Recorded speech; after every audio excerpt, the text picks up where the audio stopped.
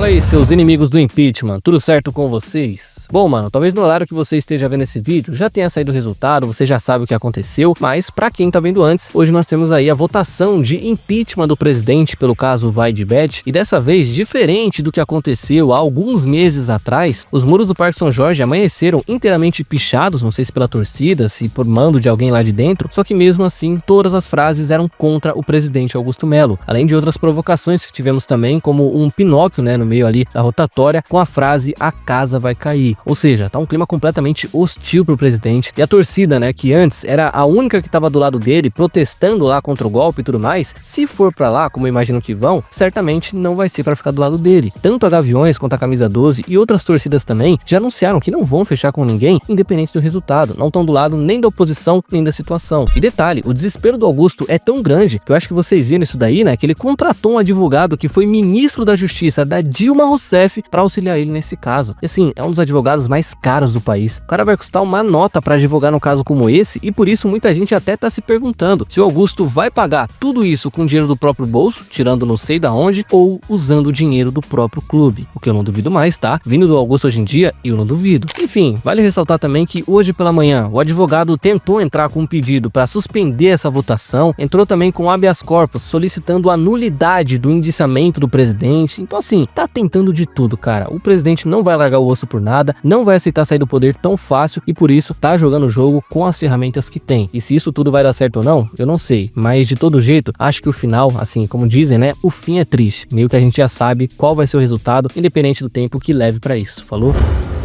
Bom, fiel, e hoje nós tivemos aí a primeira convocação oficial da seleção brasileira, comandada por Carlos Ancelotti, e sim, mano, o Hugo Souza foi convocado.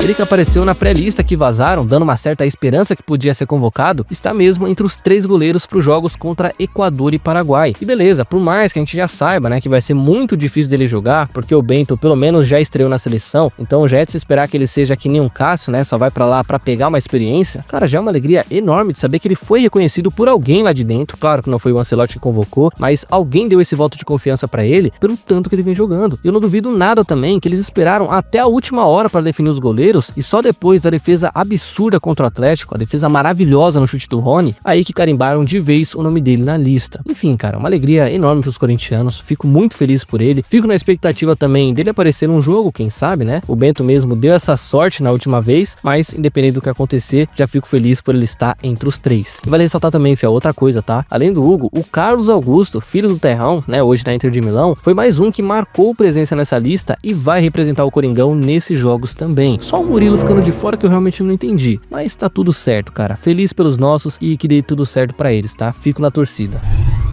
E por falar em convocação, mesmo ele sem jogar desde o dia 10 desse mês contra o Mirassol, aquele jogo da cavadinha, esse mesmo, Memphis Depay, cara, mais uma vez foi convocado pela seleção holandesa para 2 jogos das eliminatórias da Copa, contra a Finlândia e Malta, nos dias 7 e 10 de junho. E o pior que essa, diferente da última, é uma convocação ainda mais especial para ele, porque ele pode finalmente marcar o nome de vez na história da Holanda como o maior artilheiro da seleção, já que faltam apenas 3 gols para ele alcançar o Van Persie. E meio que jogos contra a Malta, em uma Finlândia da vida, você não espera algo muito diferente dele não marcar pelo menos uma vez. E outra coisa, com mais essa convocação também, acredito eu, cara, que ficou ainda mais fácil do Corinthians tentar renovar o contrato dele, que vai até o final do ano que vem, já que um dos principais motivos para ele ter vindo pra cá, além da questão mística, claro, né, que ele diz ele ter sido por um propósito e tudo mais, era de recuperar o futebol e voltar pra seleção, coisa que ele já conseguiu 2 vezes, e a tendência, pelo visto, é continuar. Então, agora que ele sabe que no Brasil também vai ser convocado, não tem mais pra que sair. Sem contar, cara, que ele ainda tem muita lenha pra queimar. É um cara que se cuida, tem só 31 anos, e pro nível técnico dele, mesmo que chegue aos 34, 35 aqui no Brasil, iria continuar muito acima da média. Ia ser tipo um Hulk, por exemplo, que mesmo aos 38 anos já tá velho, né? Mas tá correndo aí que nem um garoto, que nem um menino, jogando como se estivesse na flor da idade. E tudo isso porque se cuida muito também. Enfim, cara, já se fala em renovação nos bastidores, a diretoria tem essa intenção desde o começo do ano, mas é bom agilizar isso aí, viu? Porque lembrando que no contrato dele existem cláusulas ali que permitem que ele simplesmente saia do Corinthians, como o Roger Guedes fez naquela época, caso apareça uma proposta acima de tantos milhões. Então, é bom já adoçar isso agora, fazer por aqui, fazer por ali, para não ter dor de cabeça lá na frente, falou?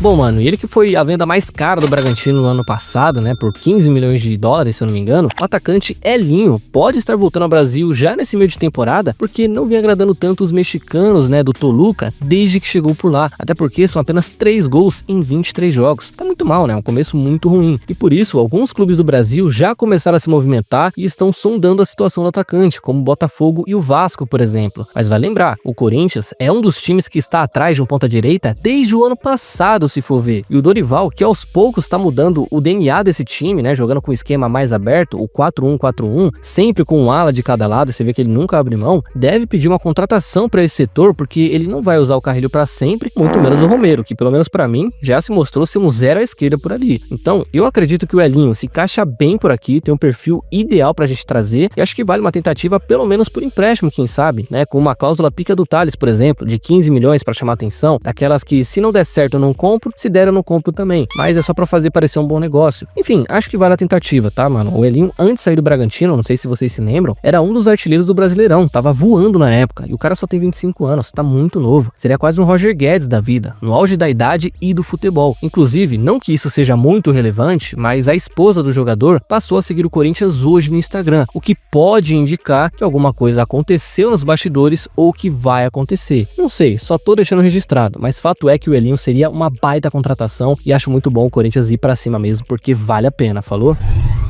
E por falar em sondagens, fiel, como nós estamos chegando aí próximo da janela de transferências do meio do ano, o meu timão também trouxe aí nessa semana que o Corinthians foi atrás de outro goleiro da Liga Portuguesa, mais precisamente do Moreirense, tá? E no caso, eu tô falando aqui do Kevin Silva, de 30 anos, brasileiro e que tem contrato até o fim do mês que vem. E talvez por isso tenha o perfil que o Corinthians gosta, né? Uma contratação que viria sem custos e praticamente sem concorrência também. Pois bem, até aqui, o Corinthians teria feito apenas um contato com o staff do jogador para avaliar a situação, saber como é que tá, se pretende voltar ao Brasil, mas é bem provável que invistam sim em um novo goleiro, porque pode acontecer, fiel, na próxima janela, do Felipe Longo, por exemplo, ser vendido, já que ele é titular na seleção sub-20 e é uma promessa há um bom tempo da base. O Donelli é a mesma coisa, pode acontecer de ser emprestado, né, já que depois de várias oportunidades, meio que não tem mais clima para ele jogar por aqui. Então, até por ser um goleiro mais velho, com experiência para passar os mais jovens, o perfil me parece ser bom também. Só tem que ver a parte técnica, né, se é um bom goleiro ou não é, porque nesses 5 anos em Portugal, foram 110 jogos com 130 gols sofridos. Lembrando que o Hugo também tinha uma média até pior e nem por isso é, né, um mau goleiro. Enfim, de qualquer forma, eu não contrataria nenhum goleiro nesse momento, tá? Acho que estamos muito bem servidos com esses dois da base que temos aí. Mal jogaram, mas eu acho que dariam conta do recado. Mas se eles fazem tanta questão assim, ou se calhar de alguém sair também, eu não seria contra. Mas e aí, o que vocês acham? O Corinthians precisa contratar um goleiro reserva? Ou contrataria só pra ter? Só pra não ter que usar o Donelli, por exemplo? Pô, pelo amor de Deus, né? O dinheiro não tá nascendo em árvore.